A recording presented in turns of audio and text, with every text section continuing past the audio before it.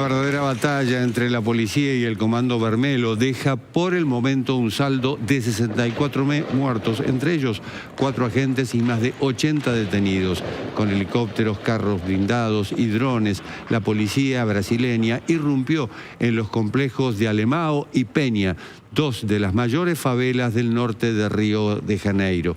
La policía se incautó 42 fusiles de alto calibre, mientras los drones guiaban el avance de 2.500 agentes por las pequeñas calles de las favelas.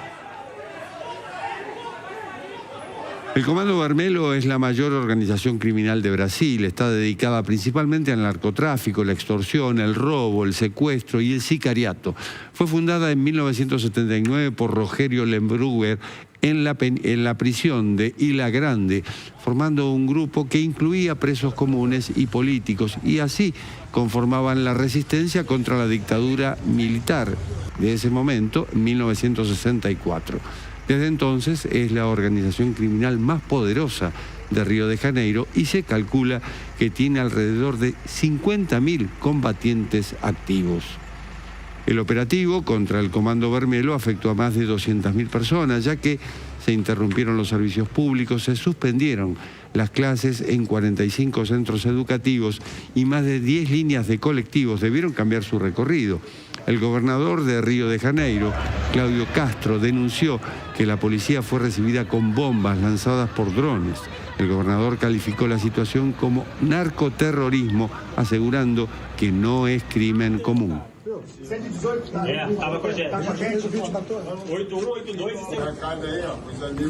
Esta es una de las formas en que los grupos como Comando Vermelho se comunican, con videos en redes sociales mostrando sus armas y demostrando su valía.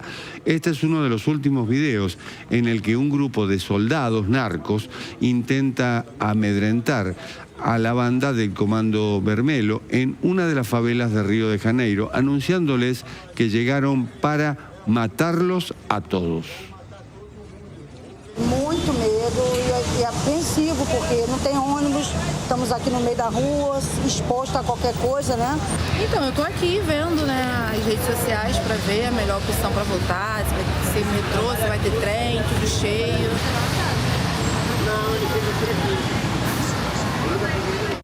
Río de Janeiro vivió una jornada de violencia extrema con un operativo policial que tuvo como objetivo el Comando Vermelho, la principal organización criminal del Estado. Al menos 64 personas murieron y las autoridades definieron la situación como una guerra.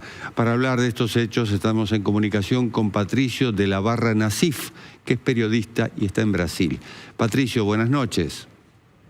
Muy buenas noches, es un placer conversar con ustedes. Lamentablemente en esta situación de caos generada en Río de Janeiro, con 64 personas que perdieron la vida, entre ellos 4 policías, 2 militares y 2 policías civiles, además de 3 personas que son civiles y personas que lamentablemente fueron alcanzadas por estas balas perdidas. El resto, todos son delincuentes de alta peligrosidad que pertenecen al movimiento o el partido, el Comando Vermelho, que es una de las agremiaciones más poderosas de Río de Janeiro, tal vez de Brasil, junto con el PCC, el primer comando de la capital, que tiene origen en São Paulo, ¿no?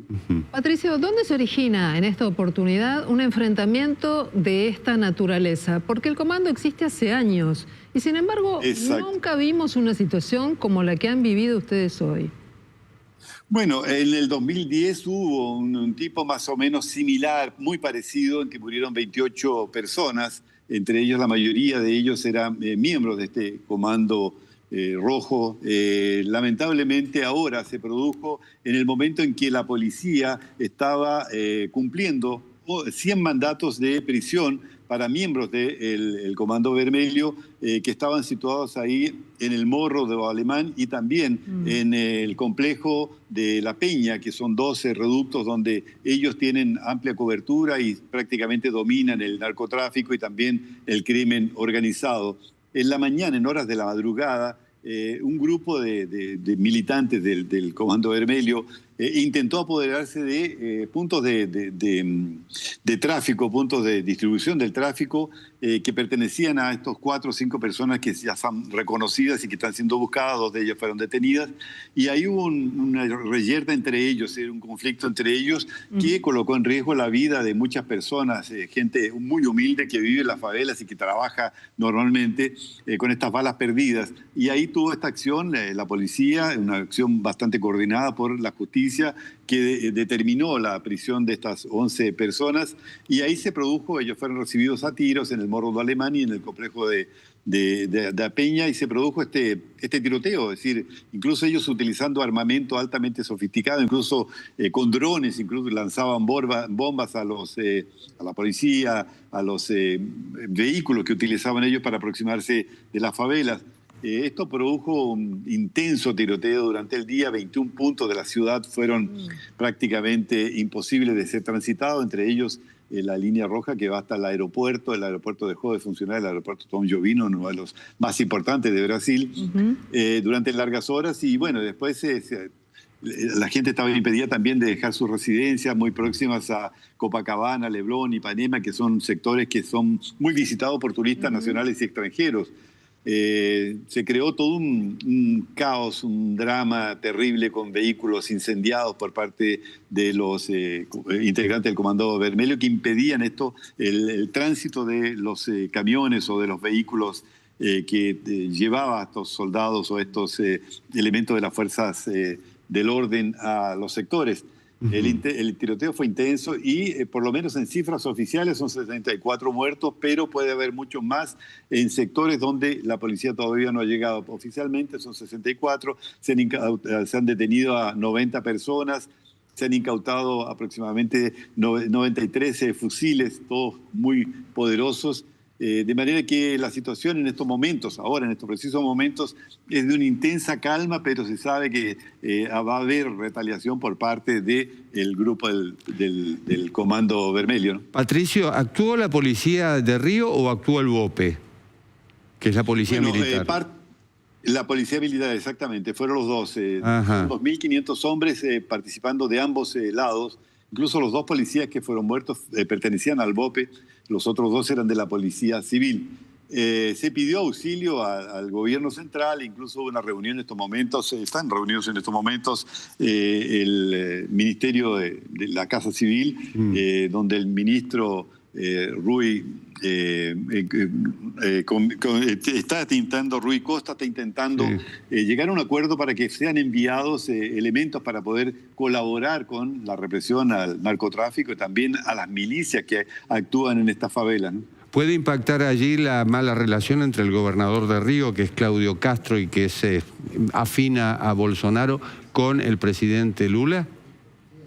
Sí, yo creo que todo esto tiene un trasfondo político evidente. En el 2026 tendremos elecciones, se renueva gran parte de la Cámara Baja, se renueva una parte del Senado, hay un nuevo presidente seguramente en octubre, a partir de octubre, la primera vuelta tal vez se define en un segundo turno, pero todo esto lógicamente que tiene un trasfondo político, eso es evidente que hay un trasfondo político con estas diferencias que tienen Claudio Castro, que es proclive a Jair Bolsonaro, con todo lo que está sucediendo, y también la otra parte de la oposición a él, que obedece a órdenes de Luis Ignacio Lula da Silva y al Partido de los Trabajadores. Entonces todo esto lógicamente que crea también un ambiente propicio para que se genere esto, en que se haya críticas, por ejemplo, a estas operaciones, que fue una de las históricas, una de las mayores operaciones en las que murió mucho más gente que las anteriores, y que va a ser seguramente objeto de grandes críticas y grandes discusiones. En estos momentos la AGU no acepta, por ejemplo, la orden de los abogados del gobierno, no acepta que se utilice la fuerza policial federal en este conflicto. Por otro lado, como les decía, hay un gabinete de crisis ahí formado en la cual se estudia la forma en que se puede colaborar para que evitar más muertes en las que seguramente van a ocurrir, ¿no? ¿El presidente Lula habló ya de este episodio? No, todavía no, porque el presidente está en el exterior. El que está representando en estos momentos es Geraldo Alckmin, el vicepresidente, que ya se comunicó, incluso participa también de este gabinete de crisis que fue creado ahí en Brasilia. ¿Y por qué es tan difícil ir contra el Comando Vermelho? ¿Cuál es el grado de poder que tiene y hasta dónde está infiltrado, si me permitís esta palabra, como para que sea tan fuerte, tan difícil ir por él, más allá del escenario político?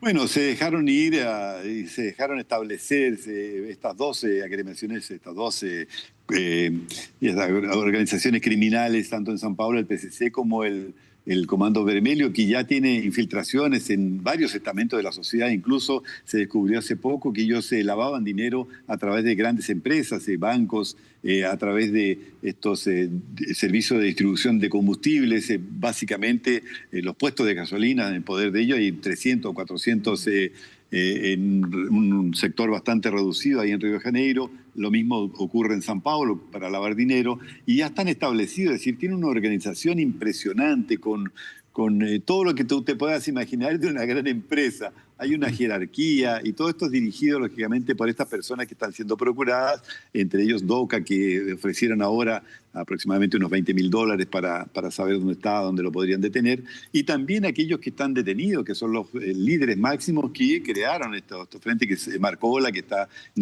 estuvo en una prisión de seguridad máxima, ahora fue transferido para Brasilia, y también junto con él está Fernando Beiramar, que es uno de los mayores traficantes, que fue detenido hace algún tiempo atrás en Colombia.